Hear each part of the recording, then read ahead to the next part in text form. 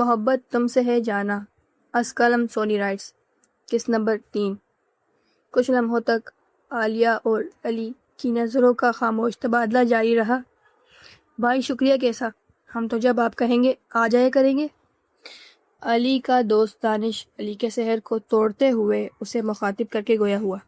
دانش کا جملہ سنتے ہی علی، جو عالیہ کی آنکھوں میں کھویا ہوا تھا، چونک کر دانش کی جانب متوجہ ہوا اور مسکرا کر اس بات میں سر ہلانے لگا۔ علی کی توجہ پا کر اس کے ساتھیوں نے دوبارہ اسے اپنے ساتھ گفتگو میں مصروف کر لیا، جبکہ علی کے دل میں صرف اسی ایک لڑکی سے گفتگو کی خواہش مچل رہی تھی جس کے لیے اس نے دعوت کا خاص اہتمام کیا تھا، مگر وہ خاموش بے تاثر سا چہرہ لیے ارد گرد نظریں گھما رہی تھی۔ اگر وہ بات کرتی بھی تھی تو نہایت دھیمی آواز میں صرف ظاہرہ یا اپنی دوست ساحرہ سے ہی مخاطب ہوتی تھی۔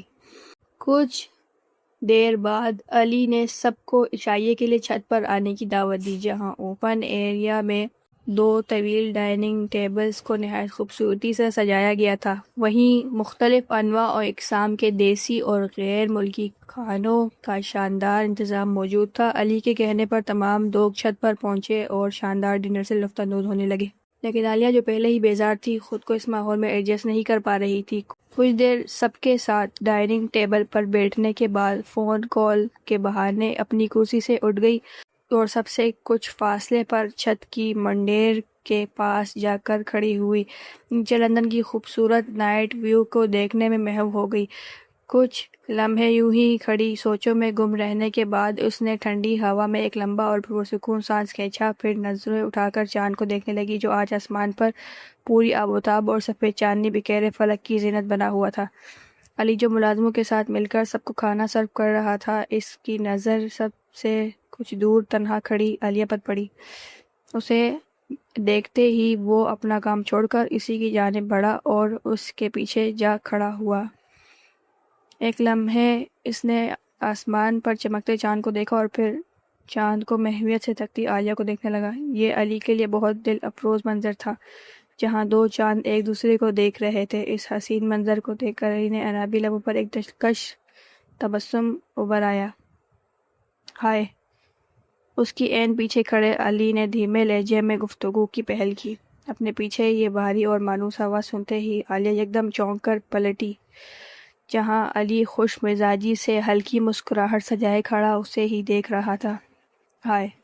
ایک رسمی اور کھوکھلی سی مسکراہٹ کے ساتھ وہ جواباً بولی، کیسی ہیں آپ؟ آنے میں کوئی مسئلہ تو نہیں ہوا؟ علی نے نرم آواز میں اس کا حال دریافت کیا۔ جی شکریہ، میں ٹھیک ہوں، کوئی مسئلہ نہیں ہوا، عالیہ نے سرد لہجے اور سنجیدگی سے جواب دیا۔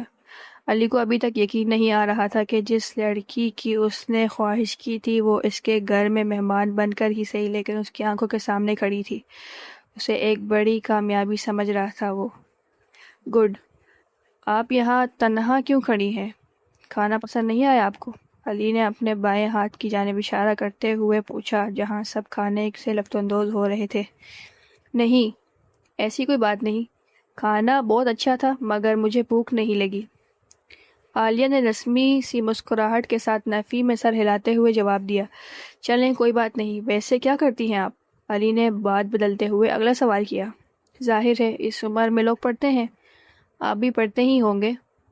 عالیہ، جو ایک چپکو لڑکا سمجھ رہی تھی، اسے گھورتے ہوئے طنزیہ اور اکتاہٹ سے بھرے لہجے میں بولی، بے شک آپ نے ٹھیک کہا، مگر سب نہیں پڑھتے، کوئی فری ہوتا ہے، کوئی جاب کرتا ہے تو کوئی گھر کے کام سنبھالتا ہے۔ علی نے ہاتھ باندھ کر نہایت سنجیدگی اور مؤدبانہ انداز میں اسے قائل کرنا چاہا۔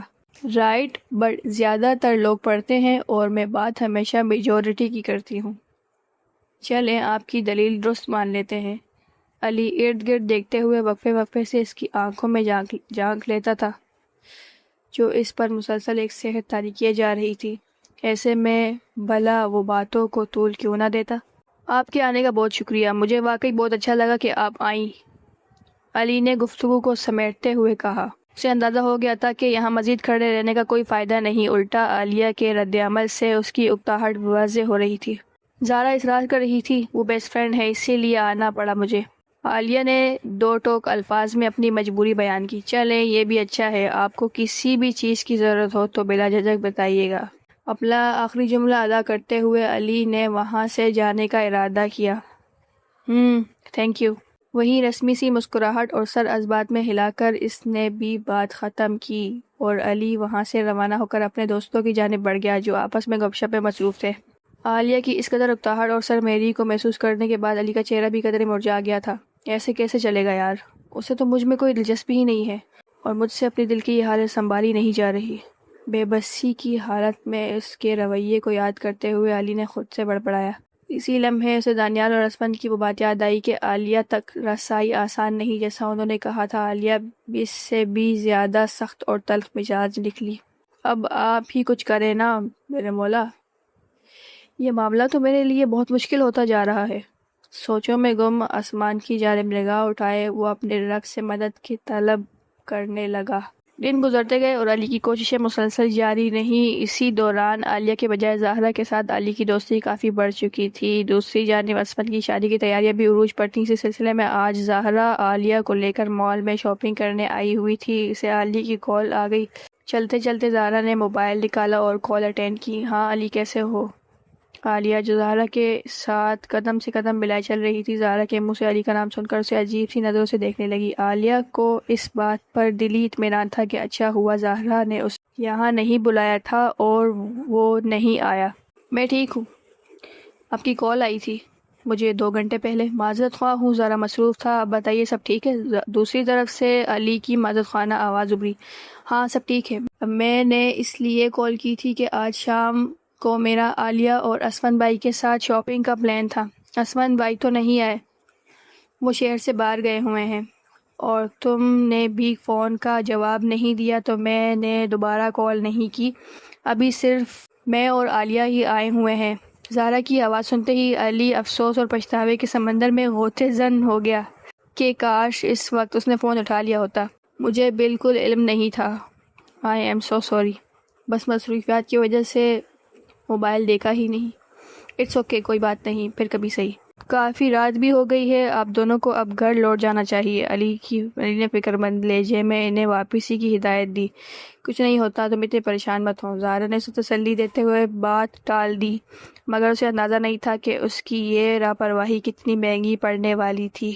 ایک جانب علی فون بند ہونے کے بعد بیڈ پر لیٹا دونوں ہاتھ سر کے نیچے رکھے مسلسل اسی پچھتاوے میں گم تھا کہ اگر اس نے وقت پر موبائل دیکھ لیا ہوتا تو آج اسے عالیہ کے ساتھ کچھ وقت گزارنے کا سنہری موقع مل جاتا۔ دوسری جانب عالیہ کے بے حد اصرار پر زہرا نے شاپنگ ادھوری چھوڑ کر واپسی کا فیصلہ کیا تھا۔ دونوں گاڑی میں بیٹھیں اور گھر کی جانب روانہ ہو گئیں۔ کچھ ہی فاصلہ طے کرنے کے بعد ان کی گاڑی اچانک بند ہو کر رک گئی۔ رات کی تاریکی اور سنسان سڑک نے اس راستے کو مزید خوفناک بنا دیا تھا۔ گاڑی کو رکے ہوئے 15 منٹ ہو چکے تھے۔ عالیہ اور زہرا مسلسل گاڑی سٹارٹ کرنے کی یتن کر رہی تھیں، مگر گاڑی وہاں سے ہلنے کا نام نہیں لے رہی تھی۔ اسی دوران سامنے سے 3 اوباش لڑکے جو شراب کے نشے میں دھت لگ رہے تھے ان کی گاڑی کی جانب آتے ہوئے دکھائی دیے۔ عالیہ اور زہرا انہیں اپنی طرف بڑھتا دیکھ کر بری طرح گھبرا گئی اور فوراً اندر سے گاڑی کے تمام دروازے لاک کر دیے۔ میں کب سے کہہ رہی تھی کہ جلدی نکل چلتے ہیں تو یہ مصیبت نہ آتی، کبھی تو میری بات مان لیا کرو، اتنی رات ہو گئی ہے، اب کیسے جائیں گے ہم؟ عالیہ ان اوباشوں کو کسی مصیبت کی طرح اپنی جانب بڑھتا دیکھ کر سارا غصہ زہرا پر اتار رہی تھی۔ اتنے میں وہ تینوں لڑکے گاڑی کے قریب پہنچ گئے اور باہر سے دروازہ کھولنے کی کوشش کرنے لگے۔ جب پتہ چلا کہ دروازہ لاکڈ ہے تو وہ شیشوں پر زور زور سے ہاتھ مارتے ہوئے ان پر دروازہ کھولنے کے لیے دباؤ ڈالنے لگے۔ دونوں لڑکیاں خوف سے کانپ رہی تھیں۔ عالیہ نے گاڑی سٹارٹ کرنے کی ہر ممکن کوشش کی مگر سب بے سود تھا۔ پریشان اور خوف کے مارے دونوں کا دماغ سن ہو چکا تھا۔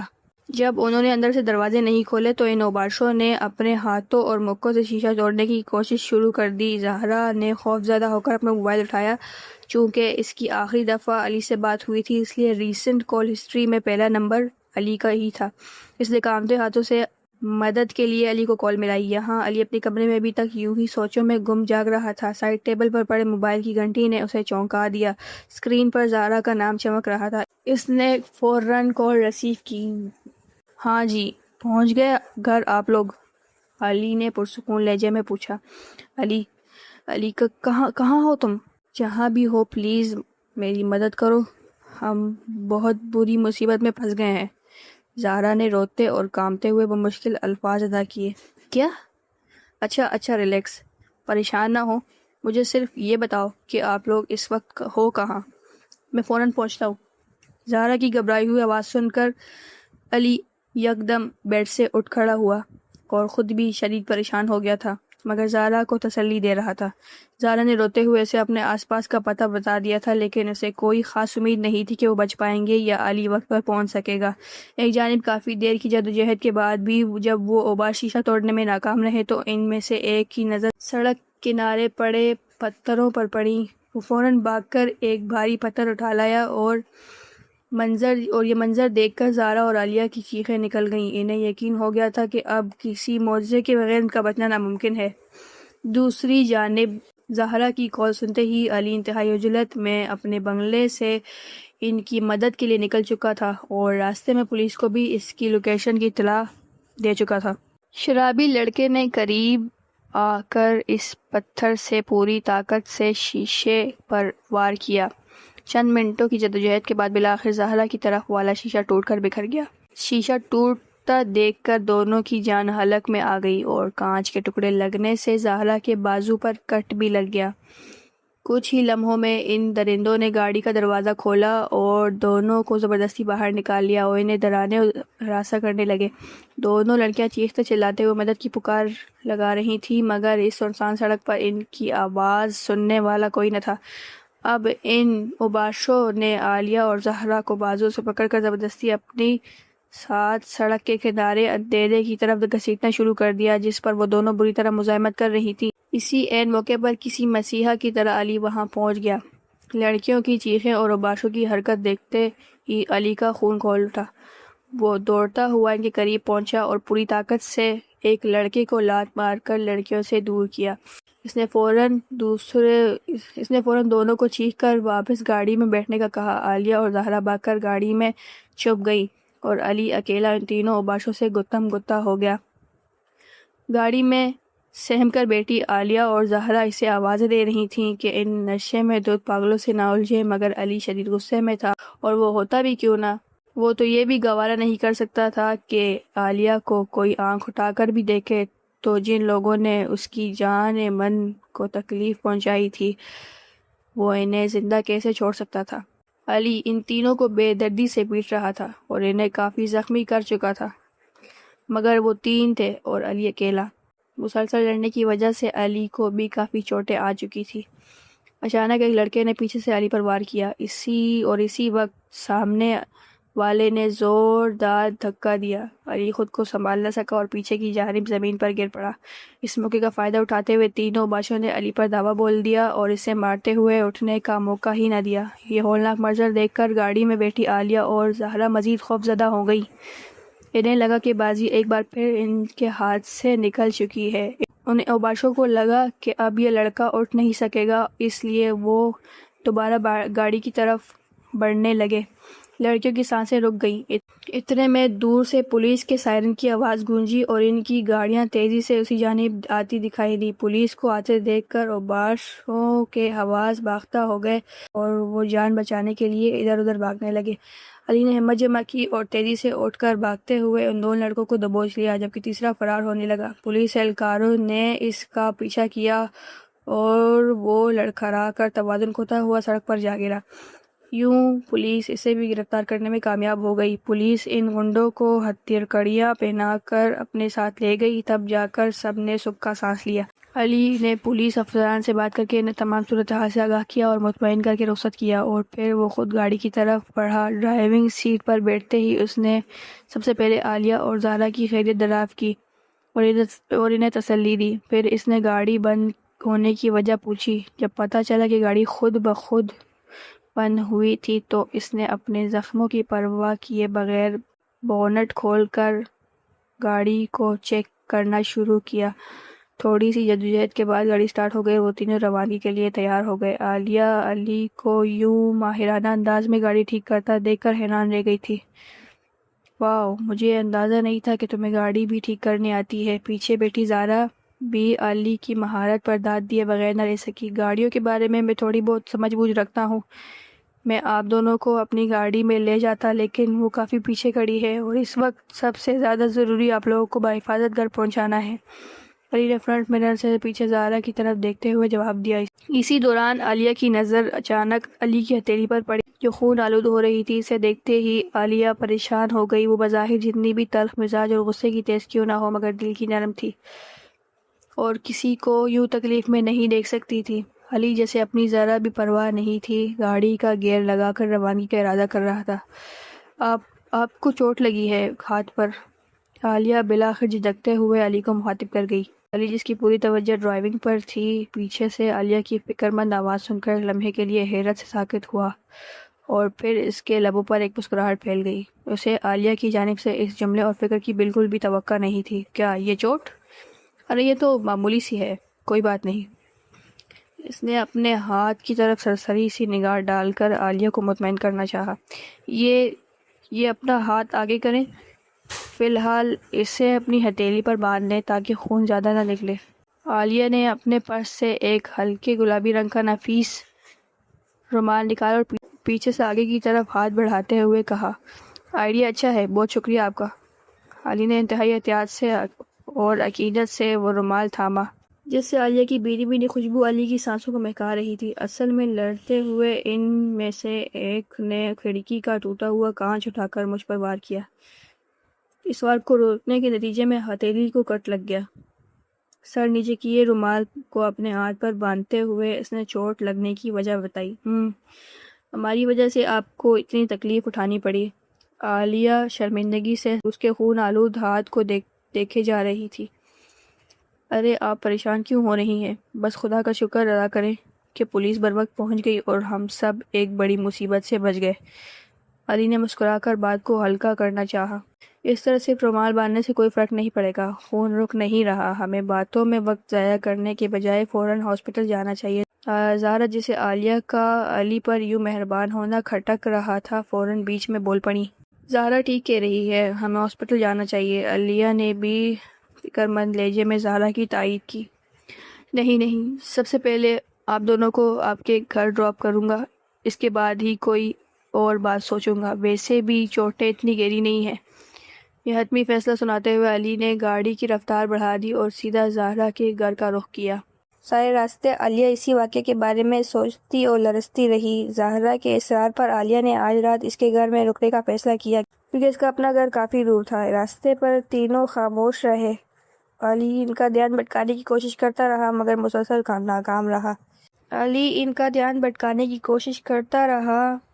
مگر مسلسل ناکام رہا۔ خوف کا اثر ابھی تک لڑکیوں کے چہرے پر آیا تھا۔ کچھ ہی دیر کے سفر کے بعد وہ زہرا کے گھر پہنچ گئے۔ گاڑی پورچ میں پارک کرنے کے بعد سب نیچے اترے۔ علی وہیں رک گیا جبکہ دونوں لڑکیاں لان عبور کرتی ہوئی لاؤنج کی جانب بڑھیں۔ لاؤنج میں زہرا کی والدہ شدید پریشانی کے عالم میں بیٹھی تھیں۔ دروازے کی جانب قدموں کی آہٹ سنتے ہی وہ فوراً لپکی اور دروازہ کھول دیا۔ دونوں کو اس قدر خراب اور بکھرے ہوئے حال میں دیکھ کر ان کی جان نکل گئی۔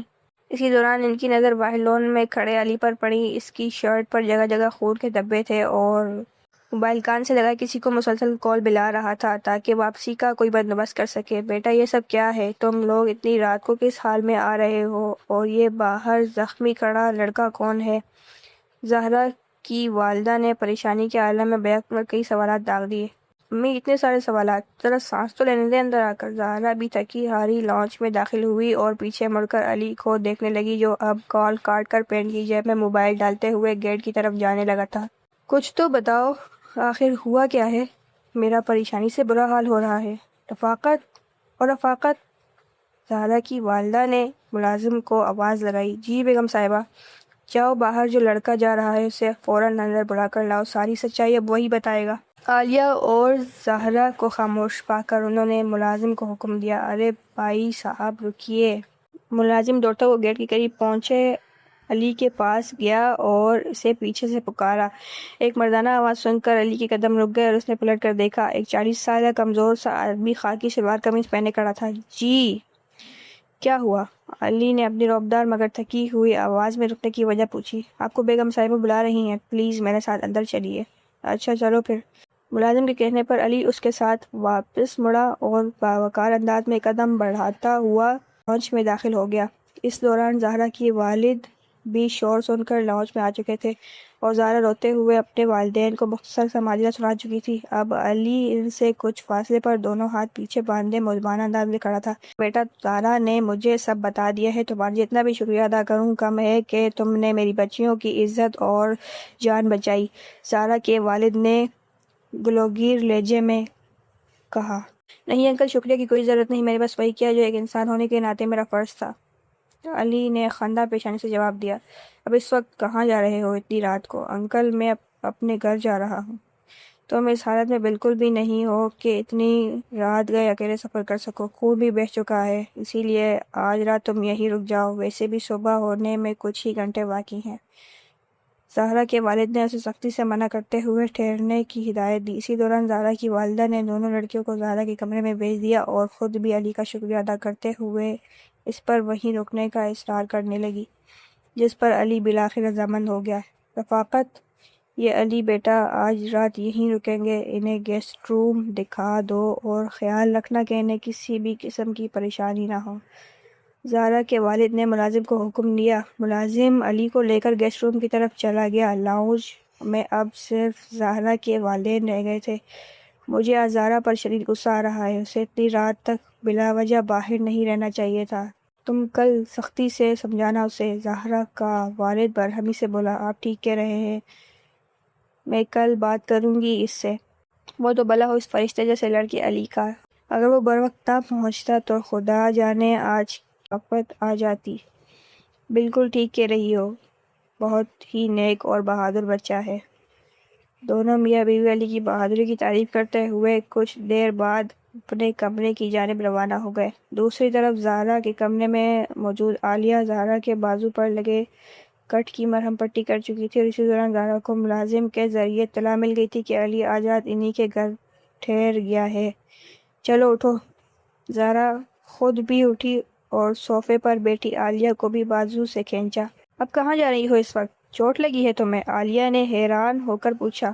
علی کے پاس اس کا حال پوچھنے؟ اس وقت مجھے یہ مناسب نہیں لگ رہا، ہمیں صبح اس کی خیریت دریافت کرنی چاہیے۔ عالیہ نے انکار میں سر ہلایا۔ یار اس میں نامناسب کیا ہے؟ ابھی تو وہ آیا ہے، زیادہ دیر بھی نہیں ہوئی، کون سا وہ سو چکا ہوگا۔ زہرا نے عالیہ کو قائل کرنے کی کوشش کی۔ اچھا تو تم چلی جاؤ، مجھے نہیں جانا۔ عالیہ نے نظریں چراتے ہوئے دوبارہ انکار کیا۔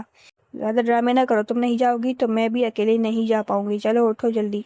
عالیہ کی مسلسل انکار پر زہرا نے زبردستی اس کا بازو پکڑے اور کھینچ کر اپنے ساتھ کمرے سے باہر لیا۔ گیسٹ روم میں علی صوفے پر بیٹھا اپنی ہتھیلی پر باندھا وہ گلابی رومال کھول کر اسے دیکھ رہا تھا، جو اب خون آلود ہو چکا تھا لیکن پھر بھی اسے اپنی جان سے زیادہ عزیز تھا۔